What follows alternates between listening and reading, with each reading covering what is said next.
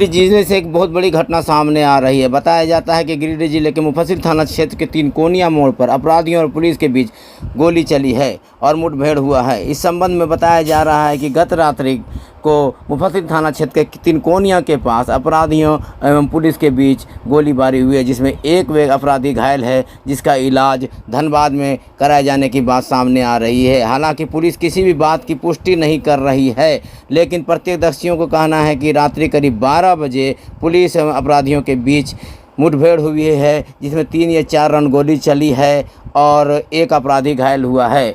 मुफस्सिल थाना इलाके के तीन कोनिया कोली मारन में बीती रात अपराधियों और पुलिस के बीच इनकाउंटर हो गया है। इस घटना में दोनों ओर से ताबड़तोड़ फायरिंग की गई है, जिसमें एक व्यक्ति घायल होने की सूचना मिल रही है।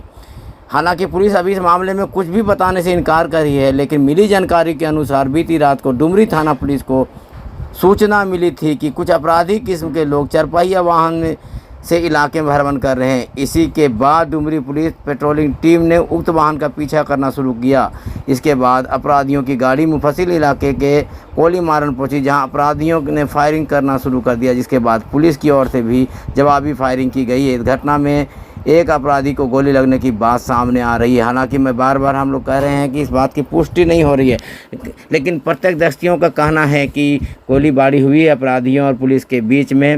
हालांकि यह मामला बिल्कुल शहर से सटा हुआ मामला है, जिससे शहरी क्षेत्र में भी दहशत है। लेकिन बताया जा रहा है कि गोलीबारी मुफस्सिल थाना इस क्षेत्र के तीन कोनिया मोड़ करहर के पास हुआ है, जहां पुलिस एवं अपराधियों के बीच मुठभेड़ हुई है। बताया जाता है कि स्विफ्ट डिजायर कार में शायद अपराधी आए थे, जिसके बाद ये पुलिस ने घेराबंदी किया। अपराधी भागने लगे, लेकिन रोड चूँकि रास्ता बन रहा है, इसीलिए वहाँ अपराधी फंस गए और पुलिस पर फायरिंग कर दी। जवाबी कार्रवाई करते हुए पुलिस ने भी फायरिंग किया है, जिसमें एक अपराधी घायल होने की खबर है।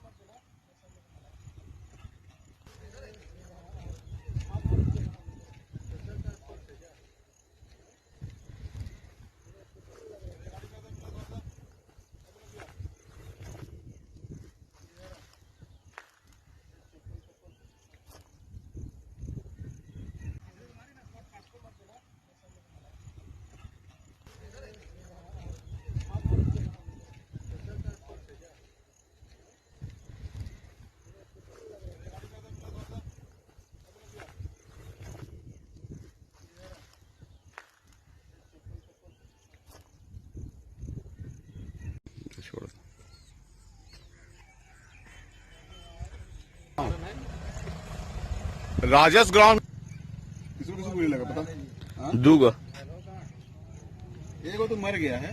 एगो गाड़ी भी स्विफ्ट डिजायर बरामद हो चुकी है और अपराधी कहां से आ रहे थे, किधर जा रहे थे, क्या मामला था, ये तो जांच का विषय है। और इस पर हम कहना चाहेंगे कि पेट्रोलिंग का गतिविधि इधर बढ़ाया जाए, क्योंकि ऐसी घटना आज तक नहीं हुई थी।